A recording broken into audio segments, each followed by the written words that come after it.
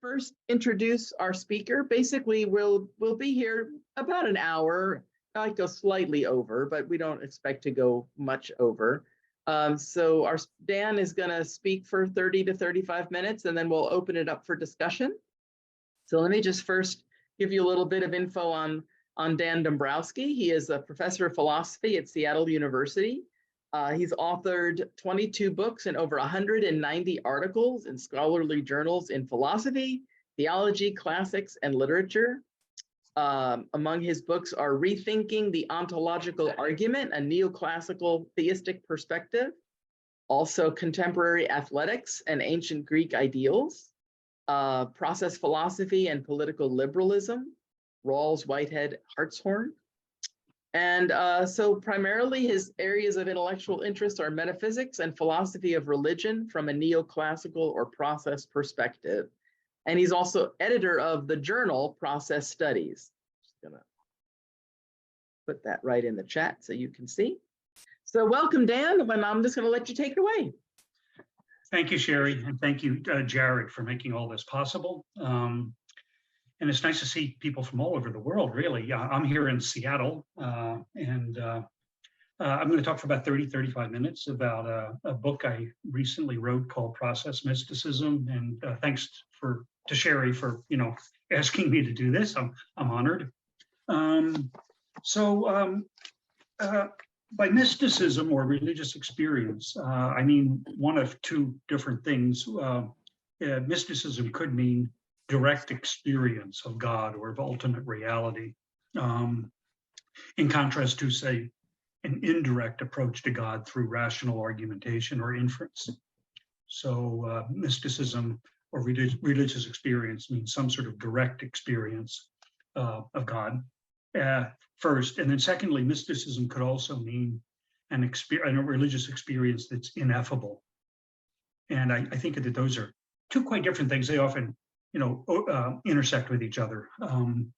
But it's primarily the direct experience part that I'm going to be emphasizing.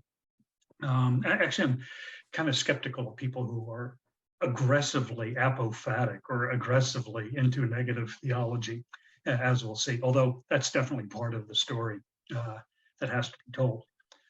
So the key distinction I'm working on in the book is the Hartshornian distinction, the distinction in Charles Hartshorne between divine existence, that God exists, and divine actuality, how God exists from moment to moment to moment. So I take it that divine existence is necessary, but divine actuality is contingent. And this is a gripe that process thinkers have with classical theists who have the tendency to think that everything regarding God is necessary. But if everything regarding God were necessary, you would have a God that contradicts the reports of mystical experience made by people, in all the great classics of mystical religion. Now, my goal in the book is not so much to prove the mystical experiences are true or veridical, but rather to try to understand mystical experiences in a William Jamesian fashion, just trying to figure out how they could be compatible with what philosophers could say about God. And I take it that what the mystic does is the mystic notices what the rest of us might take for granted, just as an ordinary perception. You tend to notice a really bright red object in the room, but not notice spatiality, which is always there. So also religiously, what the mystic does is, in an intense way, experience oneself as a meaningful part of an immense whole, which we might take for granted, but all of us, or most of us, I suspect, have experienced ourselves as part of a meaningful whole. So the goal here is to try to get some sort of harmony between one's concept of God on the one hand, and then one's experience of God on the other. And the problem with classical theism is that it is not conducive to that harmony. Actually, the mystics themselves often complain about what the God of the philosophers. In other words, the mystics typically say what? The religious experiences they've had are at odds with what the philosophers have said about God. So I don't think it's a philosophical concept of God itself that's the problem, but a particular version of philosophical theology and classical theism that is at odds with mystical or religious experiences. Another preliminary matter I'd like to mention is that I found that very often differences within a religious tradition are far greater than differences between traditions. I don't know if you've had this experience, but it's a traditionalist or a conservative Catholic may be more different from a process Catholic than a process Catholic would be from a process Methodist. So that I'm talking about mystical experiences here in an ecumenical sense from a process point of view that may be compatible with mystical experiences in many different religious traditions around the globe. Okay, so I take it that what I'm trying to do here is compatible with some of the best work that's done in comparative religion, although I'm not a comparative religionist myself, I'm a philosopher. And my expertise, if there is such, is in the Abrahamic religions and Christianity in particular. So there are 10 chapters in the book. So I'd like to say a couple sentences about each of those 10 chapters, and that should get us to our 30-minute limit. Okay, and then we'll be open to any questions, comments, or criticisms. I've got very thick skin. So if you have any criticisms of what I'm doing, that's fine as well. I'm really opposed to the wave of censorship that's going all over the place, both by people on the far left and the far right, especially the far right, but the far left as well in contemporary universities. So I'm definitely open to criticism. This would be inconsistent if I were opposed to censorship on the one hand, and then we're not willing to receive criticisms of my view on the other. So, so the first chapter deals with concepts of God, and I contrast in particular the classical theistic concept of God, which is monopolar in the sense that the classical theist in Judaism, Christianity, and Islam, as well as in other religions, wants to say what? That God is permanent but not changing. God is active but not passive. Okay, God is being but not becoming.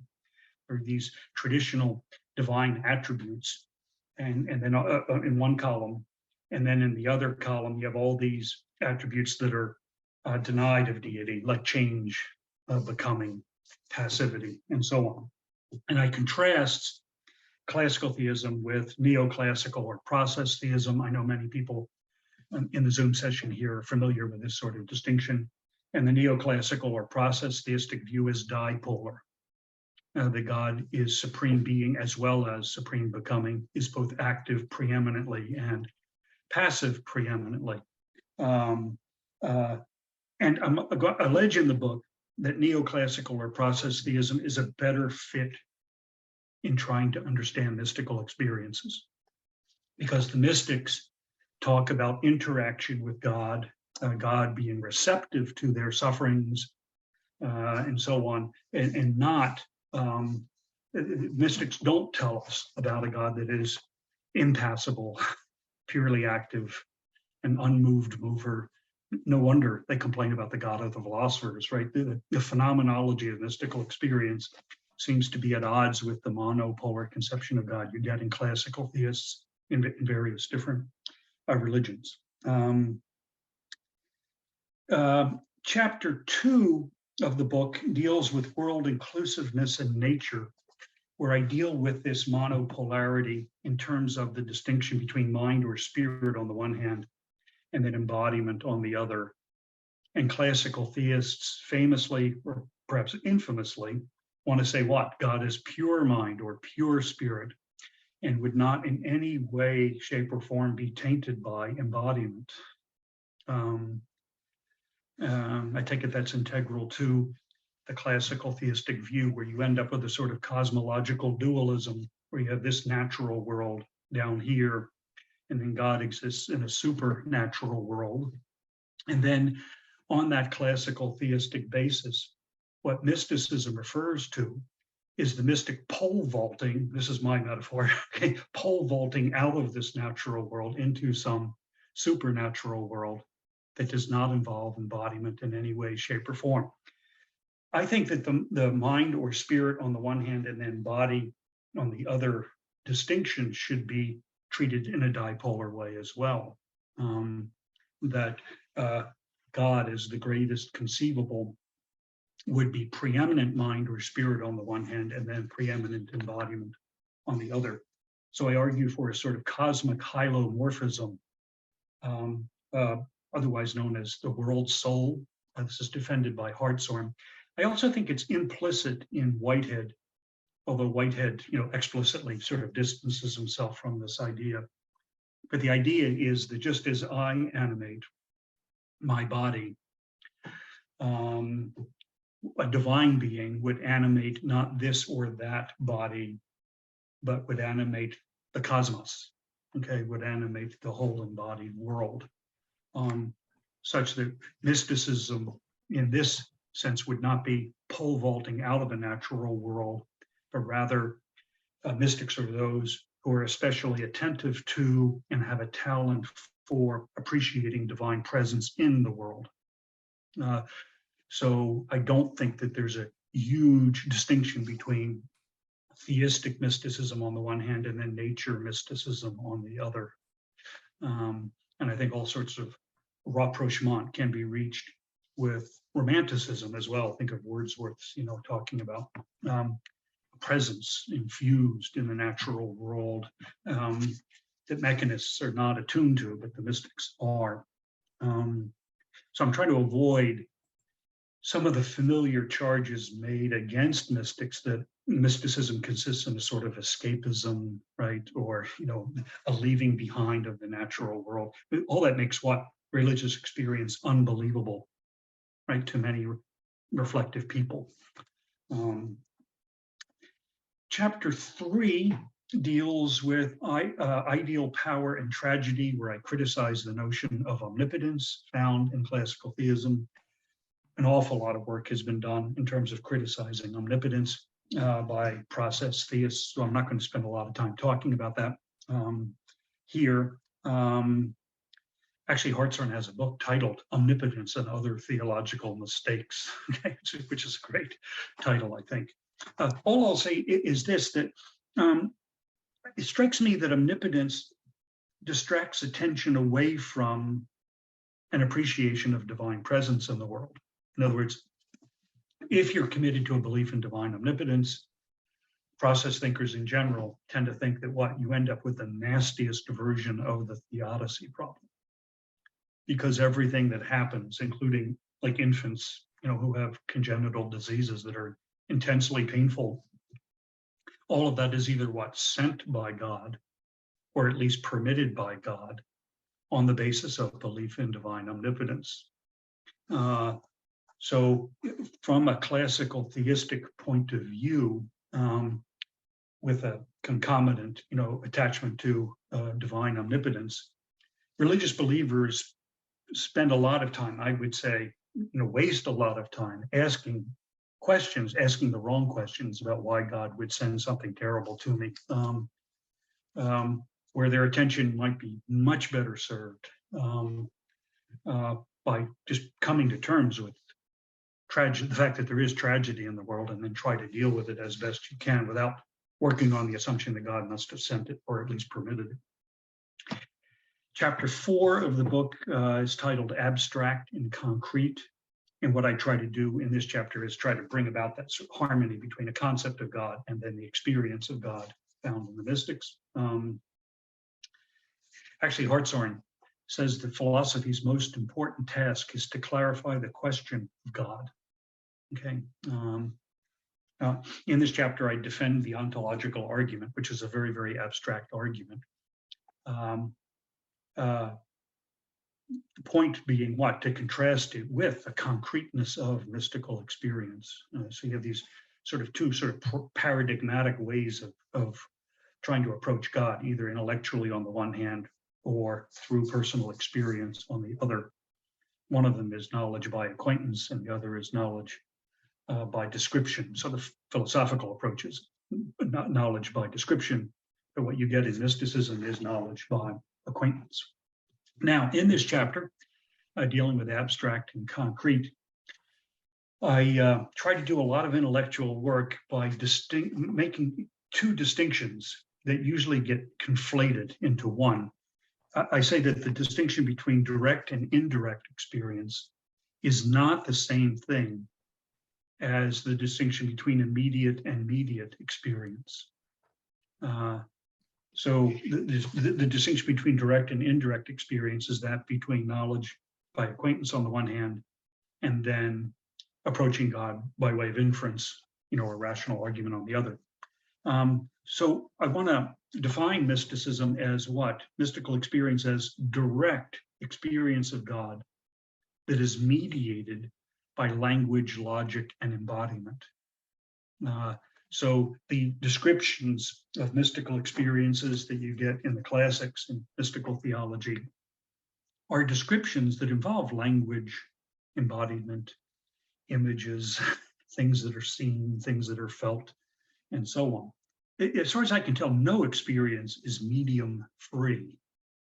The reason I mention this is because one of the classics among philosophers who have written on mysticism is written by William Alston, who's a great thinker, but he conflates these two distinctions.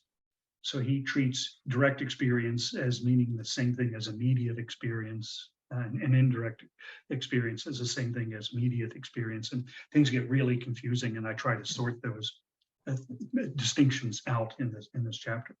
So let me repeat that again. A mystical experience I see as direct experience of God that is nonetheless mediated by language, logic, and embodiment, okay?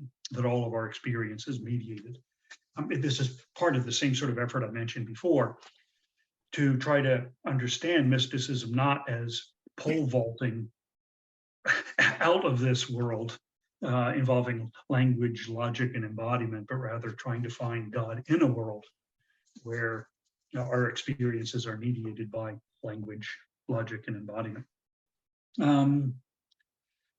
So in this regard, I like the quote from Kant. Now, what Kant does with this distinction, I think, is problematic, but the idea that percepts without concepts are blind and concepts without percepts are empty. So I take it mystical experiences are percepts regarding God. In this chapter, I also criticize the work of Richard Jones. Some of you may be familiar with Richard Jones, who's written some interesting books on mysticism, very, very instructive books on the one hand, but he's a monopolar classical theist. And he gets into all sorts of problems on that basis. One of the things he does is, because monopolarity creates all sorts of intellectual problems, that feeds into an exaggerated sort of apophaticism or via negativa. So he ends up with a Tertullian-like approach that suggests what? Religion is only about faith. There's nothing you can understand about God. I think when you say things like that, it's because you've painted yourself into a corner because you have a concept of God that is not up to the task. Chapter 5 deals with Whiteheadian contributions to the topic of mysticism. And again, looking around the Zoom screen here, I know there are a lot of people who have thought about these matters, but there's all sorts of things in Whitehead that are very interesting regarding the topic of mysticism. One is the stages of learning, and his book on education, from romance to precision to generalization. And in a way, mysticism flourishes in the area of romance. It's some sort of vague, inchoate experience that some people have that requires rational analysis. But the rational analysis does not give you the felt intensity of the sort of experiences that mystics have. Also, there's the language in Religion in the Making, where Whitehead defines religion in terms of solitude or solitariness, and he gets criticized a lot for saying that. But I think it's important to notice that Whitehead says that religion is what one does with one's solitude, okay? And the mystics have all sorts of things to say about that topic. that are not necessarily incompatible with one's social existence and political engagement and so on. So from a Whiteheadian point of view, mysticism would consist both a relationship to God's abstract or primordial aspect, where God functions as a lure for feeling or presents ideals to us that some people more intensely than others experience ideals or lures that are, pulling them forward. And then mystical experience also, and I think more forcefully, involves relationship with God's concrete or consequent aspect in terms of feelings. And my interpretation, the consequent nature is God, and the primordial nature is an abstract aspect of God. Now that's a Hartshornian reading of Whitehead. But there are these two aspects of mysticism as they relate to Whitehead that are connected, I think. Whitehead talks about mysticism as what? Direct insight into depths yet unspoken. So there's an apophatic element there, but not an overly aggressive apophaticism as I see things. A direct insight into depths yet unspoken. And actually at the end of Modes of Thought, it's like one of the last sentences in the book, Whitehead says that the goal of philosophy is to rationalize mysticism. The goal of philosophy, according to Whitehead, is to rationalize mysticism. That's what I'm trying to do. By the way, nothing I'm doing here is a substitute for religious experiences, right? So none of you are going to have a mystical experience listening to me. So I'm trying to rationalize, right, or come to terms with, trying to understand mystical experience in ways better than the efforts to try to understand mystical experience on the basis of classical theism. I also think it counts in Whitehead's favor that the paradigm of perception in Whitehead is not sight as it is in so many other thinkers, but rather feeling in terms of, perception in the mode of causal efficacy, okay? If you think of all the classics in mystical literature that may be, fruitfully related to that claim. Okay, chapter 6 deals with asceticism and apophaticism.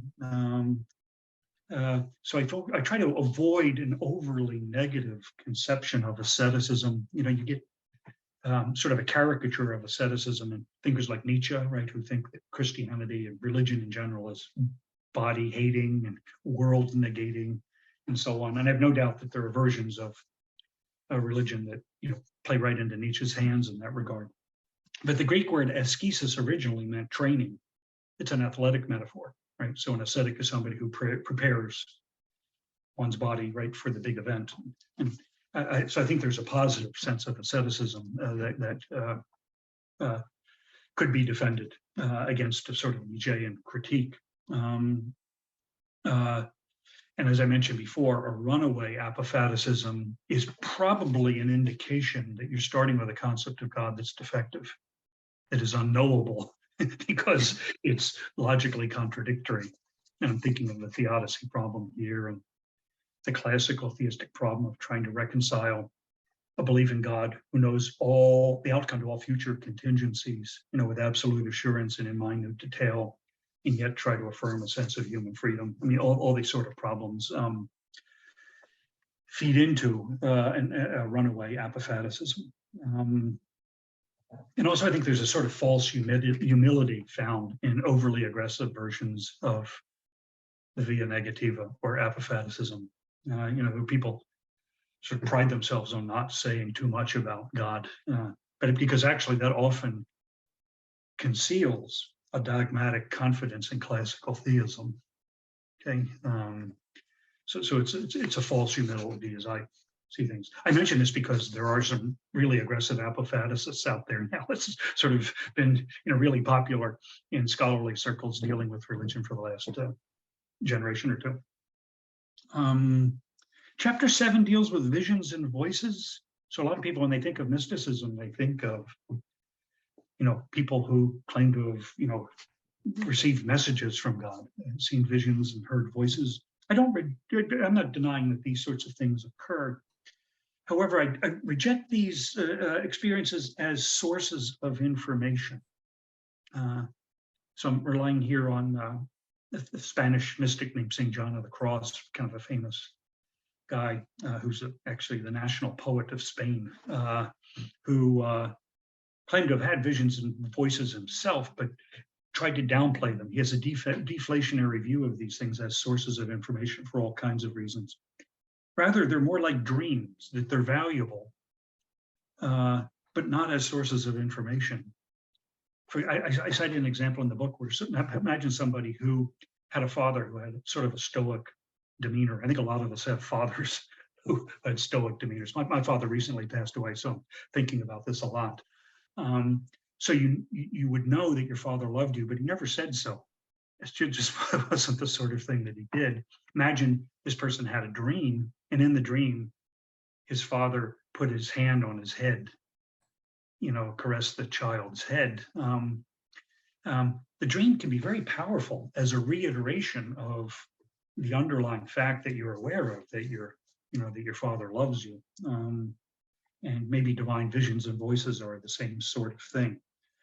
John of the Cross suggests that actually visions and voices are consolation prizes for people who could not, experience God or enter into a religious life, unless you had showy signs to lead you along the way. And then I end chapter 7 with a treatment of neurotheology. So I rely on a scholar named Jack Gilroy in analyzing two neurotheologians, De Killy and Newberg. You may know of these people who do brain science and try to explain mystical experience. I would say reduce mystical experience to a neurological explanation. One of the problems that you find is that the neurotheologians, the people who try to bring together brain science and mystical literature, talk about, this is their language, AUB, that God is absolute, strictly strict unity, and being rather than becoming. In other words, what? They try to explain mystical experiences neurologically on the assumption that the classical theist, has adequately described the concept of God.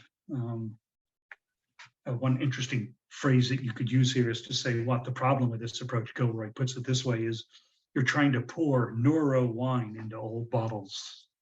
Okay. In other words, I'm not bothered by neurotheology. I don't think we ought to be scared off from neurotheology, but we want to make sure that they have the best available concepts of God in mind when they describe what Franciscan nuns or Buddhist monks are doing when they meditate, okay?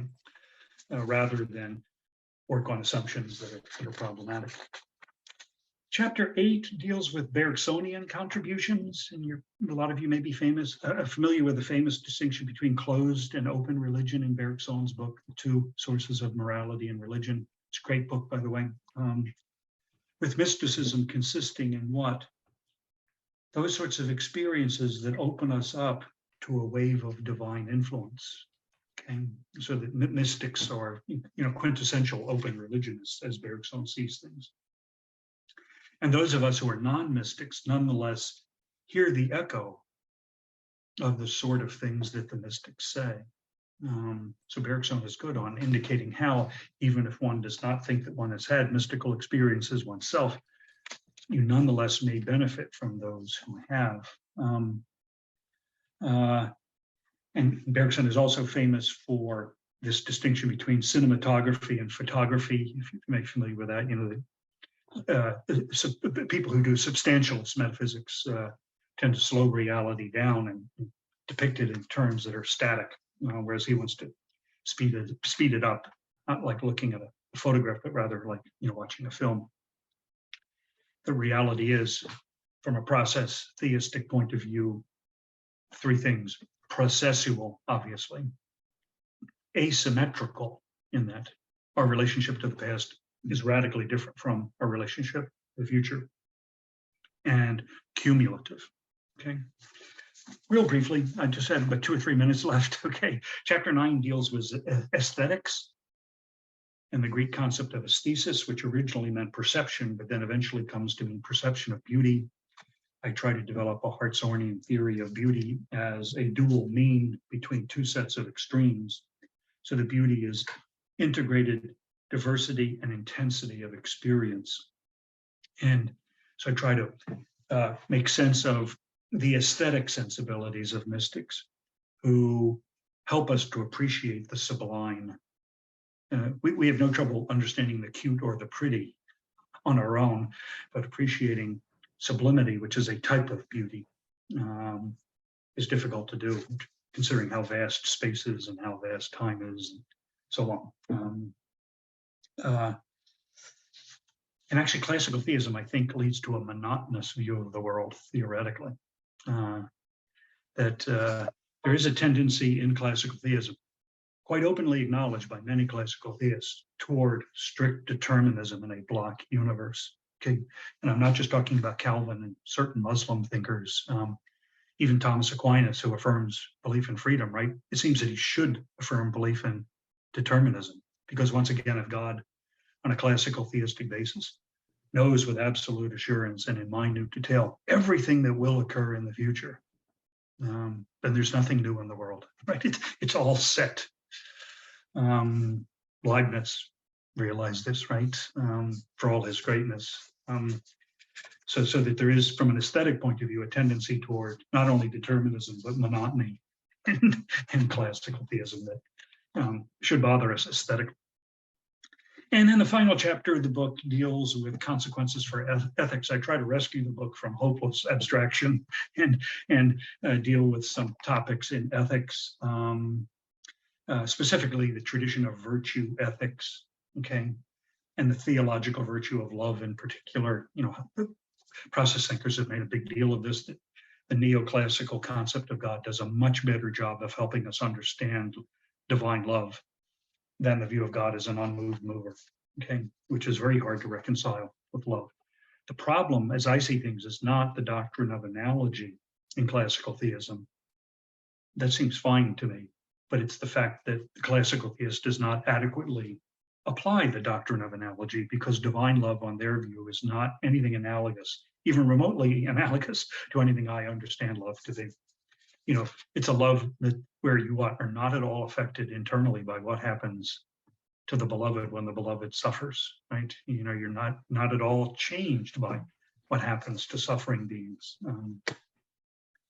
And then I end the book with a treatment of anger, okay? That one of the big impediments to a virtuous life, it could be argued, is anger. And we live in an incredibly angry world. I don't know about you, but I just come across angry people all the time.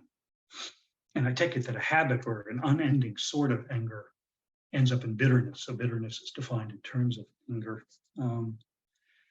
Now, in the history of mystic literature, there's very often diatribes against anger. So in the Philokalia, which is a collection of mystical writings in the Eastern Orthodox tradition of Christianity, you know, gathered together over several centuries, most of the authors, you know, criticize anger. Right? Like, if you're really interested in the religious life, you have to avoid anger altogether.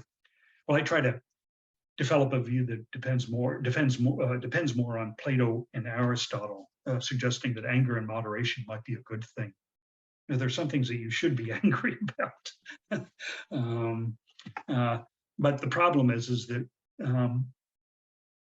the expression of anger can become habitual and, you know, can lead to rage and irrational actions and so on. So trying to find some sort of moderation between flying off the handle sort of anger on the one hand, and then remaining completely impassive to the suffering of others and not getting angry when they're mistreated.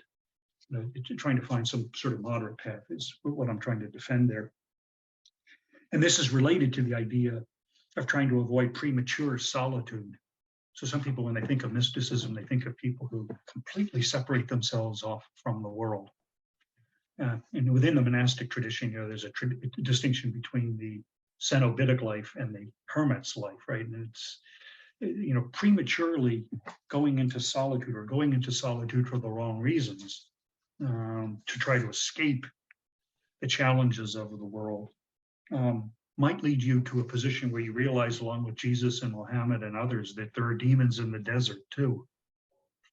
so that getting a handle on what anger is and its place in the overall life of virtue might be an important thing to do.